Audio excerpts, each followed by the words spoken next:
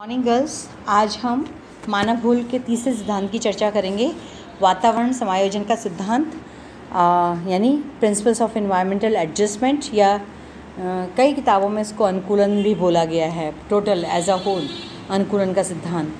बच्चों, हमें ये पता है कि धरती के ऊपर अनेक विभिन्नताएं हैं। मतलब जैसे उच्चावच के विभिन्न प्रकार हैं, पर्वत, पठार, मैदान, झीलें, गहरी खाड़ियाँ, विविध ऐसी आदि पाई जाती हैं। और हमारे पास गोलार्ध भी हैं, पूर्वी गोलार्ध, पश्चिमी गोलार्ध। मेन मुख्य जो वो पूर्वी गोलार्ध, पश्चिमी गोलार्ध तो समय के आधार पर उसकी स्थिति या उसका महत्वपूर्ण रोल पता चलता है, परंतु उत्तरी गोलार्ध और दक्षिणी गोलार्ध यानी विषुवत रेखा के आधार पर उत्तरी गोलार्ध कंपैरेटिवली ज़्यादा सघन है, लैंड पार्ट भी ज़्यादा है, सघन जनसंख्या वाला है, और इस दक्षिणी गोलार्ध में वाटर ज़्यादा है, पानी ज़्यादा है। तो इस प्रकार से तापीय दशाओं की अधिकता, ताप की अधिकता, जल, वायुदाब, वायु पवनों का चलना और अन्य संघनन के प्रकार जैसे पाला गिरना, ओस, वर्षा, ये सब कार्य बहुत होते हैं। तो रेगिस्तानी भूमध्य रेखा के आसपास रेगिस्तानी भाग भी है, 5 डिग्री उत्तर 5 डिग्री दक्षिण डोलड्रम भाग भी है, 20 से 30 महाद्वीप के किनारों पर मरुस्थल भी है, 20 से 30 महाद्वीपों के पश्चिमी किनारे पर मरुस्थल भी है। इस प्रकार से सांस्कृतिक वातावरण भी, रहन सहन, खान पान, रीति रिवाज, बोल चाल, सब ये भी प्रभावित करती है। आचार व्यवहार, ये सब सांस्कृतिक वातावरण के तत्व हैं बेसिकली। और इसी प्रकार से तकनीकी कारक वो भी अपना बहुत प्रभाव डालते हैं। लार्ज स्केल इंडस्ट्रीज़ जैसे हैं, स्मॉल स्केल इंडस्ट्रीज़ हैं, कुटीर उद्योग हैं, कॉटेज इंडस्ट्री जिनको हम कहते हैं। तो ये सब इंडस्ट्रियल जो ग्रोथ या डेवलपमेंट या अंतरक्रिया या एक जगह का कच्चे माल को समाहित कर लेना, जैसे पाली के अंदर टेक्सटाइल इंडस्ट्री बहुत है। जोधपुर में डाइंग इंडस्ट्री है, कलर करने वाले, रंग रोगन वाला। और जयपुर में भी डाइंग इंडस्ट्री बहुत है। या जयपुर में ये नगीनों का काम बहुत ज़बरदस्त होता है। सूरत में नगीनों का काम बहुत होता है, जबकि भारत में ये नगीना डायमंड जो है इतना ज़्यादा नहीं है। जयपुर में तो हर तरह के नगीने का काम होता है। तो ये इस तरह से कैसे अडॉप्टेबिलिटी हुई? क्योंकि जहाँ पर लेबर सस्ता है, उसकी कुशलता है, कारीगरी अच्छी सी कारीगरी है और ऑनेस्टी है। ये सारे फैक्टर्स मिलकर के यदि किसी एक व्यक्ति ने व्यवसाय या 8-10 व्यक्तियों ने व्यवसाय स्टार्ट किया तो वो व्यवसाय वहाँ पर बहुत ज़्यादा फल फूल गया। यानी जैसे पाली में एडवर्स कंडीशन होने के बाद भी कपड़ा बनाया जाता है। किशनगढ़ में भी पहले तो बहुत बड़ी फैक्ट्री थी आदित्य मिल्स, पर कहने का मकसद ये है कि विपरीत दशाओं के बाद भी इंसान उस जगह पर अनुकूलन करता है। क्यों ऐसा करता है मनुष्य? क्योंकि मनुष्य सेंटर में है और उसके चारों तरफ प्राकृतिक कारक, भूमि की बनावट, जलवायु के कारक, मनुष्य की आर्थिक दशाएँ, सामाजिक दशाएं, सांस्कृतिक वातावरण के रहन सहन, खान पान, वेशभूषा, जो मैंने अभी सब कहा आपको, ये सारे के सारे एक साथ मनुष्य अपनी बुद्धि, कौशल, तकनीकी ज्ञान के आधार पर अनुकूलन करता है। बुद्धि, इंटेलिजेंस या विजडम, कौशल, एफिशिएंसी और टेक्निक्स, तकनीकी ज्ञान के आधार पर इन सब तत्वों के साथ समायोजन या अनुकूलन करने का प्रयास करता है।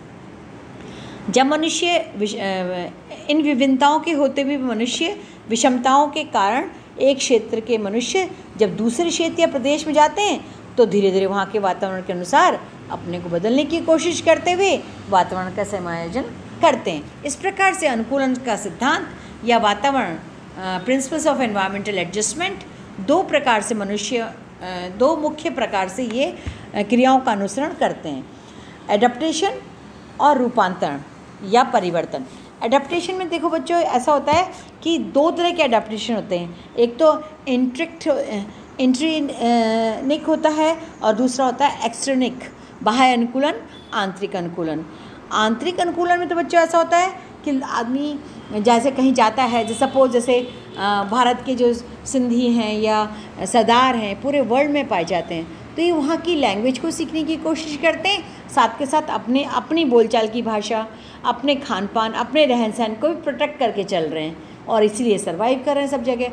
या यूँ सोच लो कि जैसे राजस्थान का व्यापारी मार्बल बिजनेस करने या जो इतना मनी लैंडिंग का काम राजस्थान का व्यापारी तमिलनाडु में करता है, तो तमिलनाडु के हिसाब से उसने अपने घरों की रचना शुरू कर दी। खाने में थोड़ा सा उसने इनपुट डाल दिया, और तमिलनाडु की भाषा सीखने की कोशिश कर दी, या गुजराती कोई आदमी गुजराती भाई यदि अमेरिका गया है तो वो पटेल भाई पटेल ही रहेगा, पर उसकी कुछ चीज़ें अमेरिकन एडाप्टेशन में जाएंगी। तो पूरे विश्व में ये मैं केवल भारतीयों की बात नहीं कर रही हूँ, ये जब अमेरिका का इन्वेंशन हुआ था, उत्तरी अमेरिका में सेटलमेंट स्टार्ट हुआ था, उत्तरी अमेरिका के पूर्वी भाग में कनाडा में, तो लोगों ने फ्रांसीसी लोग अपने साथ अपने फ्रेंच भाषा लेके गए, अपना खाने की क्विजीन भी फ्रेंच लेके गए, पहनावा भी फ्रेंच था। इटालियन जो गए उन्होंने इटालियन स्टाइल रखा, स्पेनिश जो गए स्पेन से उन्होंने वो रखा, इंग्लैंड से जो गए इंग्लिश पीपल, परंतु ऑलमोस्ट इंग्लिश पूरे वर्ल्ड में इसलिए इंट्रोड्यूस हो गई या लोगों ने इसको इसलिए अडाप्ट कर लिया कि उपनिवेशवाद था। ग्रेट ब्रिटेन ने बहुत सारे देशों पर अपना आधिपत्य किया, उनको अपने अधीन बनाया, उपनिवेशवाद रखा, इसलिए वो इंग्लिश जो है वो इंटरनेशनल लैंग्वेज हो गई।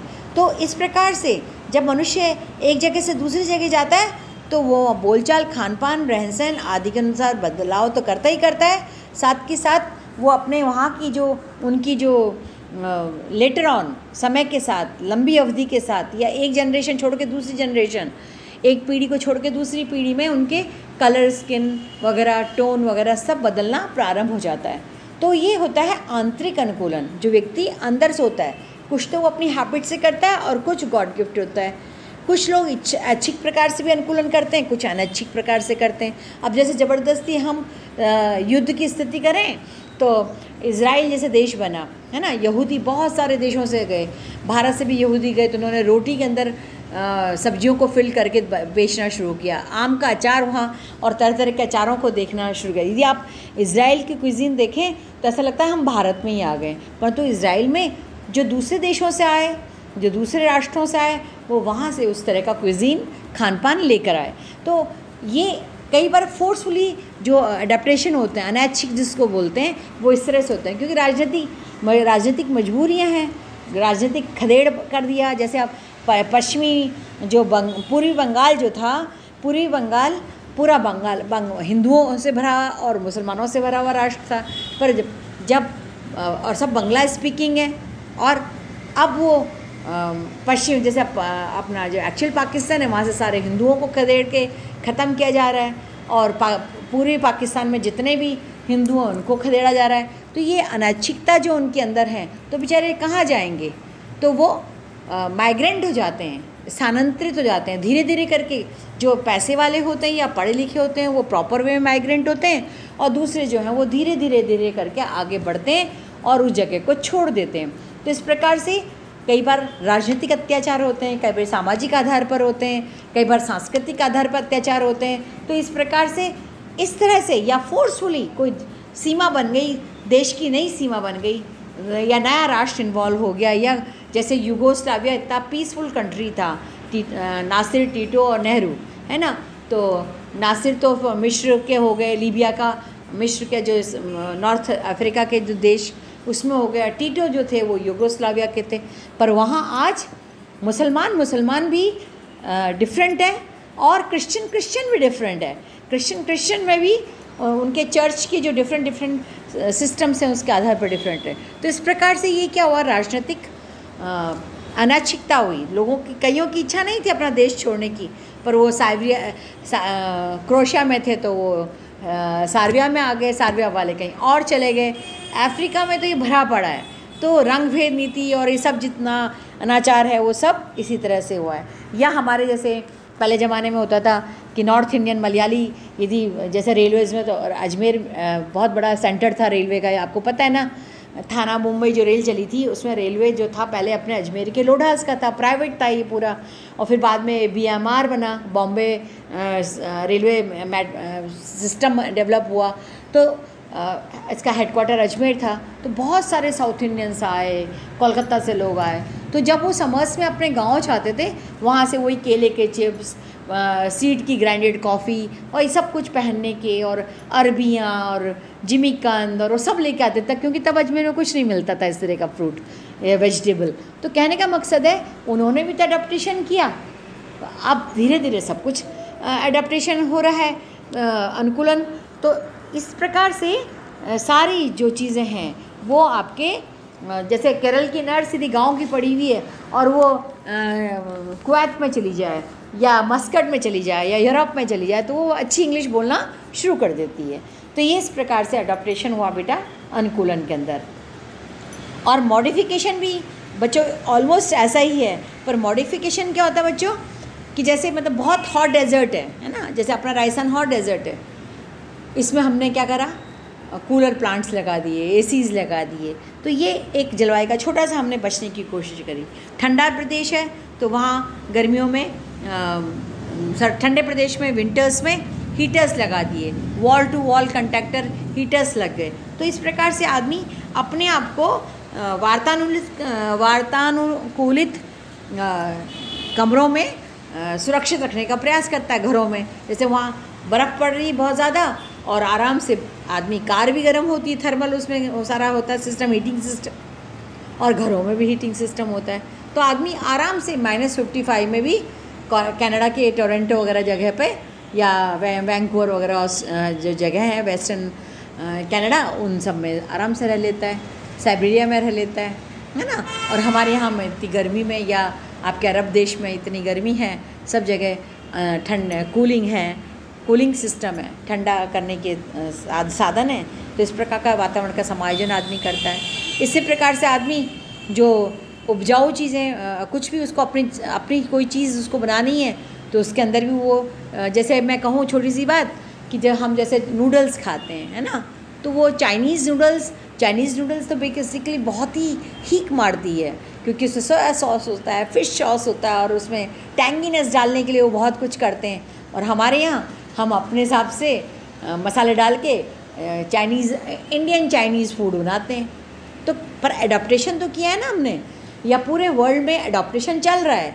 तो इस प्रकार से खान पान में हम एडॉप्टेशन करते हैं। और इसी प्रकार से जो हमारे रीजनल एस्पेक्ट ऑफ एडजस्टमेंट होता है, स्थानिक भिन्नताएँ जहाँ जहाँ होती हैं वहाँ आदमी अपने हिसाब से रहने लगता है। चाहे वो टुंड्रा का आदमी हो, चाहे वो आपका सहारा डेजर्ट का इंसान, नामीब डेजर्ट का इंसान हो, हर आदमी अपने घरों का निर्माण, अपने कपड़ों का निर्माण, अपने खान पान में वो सब चीज़ें ऐड ऑन करता है, उन सब चीज़ों को शामिल करता है जो उसको वातावरण के साथ चलने में या वातावरण के अनुरूप ढलने में सहायक होती हैं। तो इस प्रकार से होपफुली बच्चों ये जितनी पृथ्वी पर समायोजन में विभिन्न स्थानिक भिन्नताएँ पाई जाती हैं वो सब मनुष्य ने अपने एडॉप्टेशन से की हैं।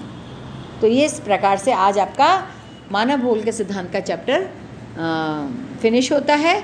और कल हम करेंगे नया चैप्टर जो कि हमारा आई थिंक 6 चैप्टर है, मानव पर्यावरण संबंधी अवधारणाएं, निश्चयवाद, संभववाद। इसमें बच्चों कल आप आज रात मतलब आज के लिए होमवर्क है, पहले ही लेक्चर सुनना, उसके बाद आप सारे जितने भी कॉन्ट्रीब्यूशंस हैं, हम्बोल्ट, रिटर, रट्ज़ेल, ब्लाश, है ना, इमैनुअल कांट, आपकी इमैनुअल चर्चिल सैम्पल और आपके कार्लो सावर और ग्रिफिथ टेलर, जितने भी मैंने आपको बताए हैं, हैटनर, हंटिंगटन, एल्सवर्थ हंटिंगटन, ये सारे पीटर हैगेट वगैरह, इन सब के बारे में फिर से एक बार पढ़ना, समझ के पढ़ना, क्योंकि मैंने कहा ना कॉपी के अंदर आप लिखते जाएं इम्पॉर्टेंट कंट्रीब्यूशन। तो ये निश्चयवाद, संभववाद वापस ऑलमोस्ट वही रिपीटिशन ऑफ डेफिनेशंस हैं। आज के लिए बस इतना ही। Thank you.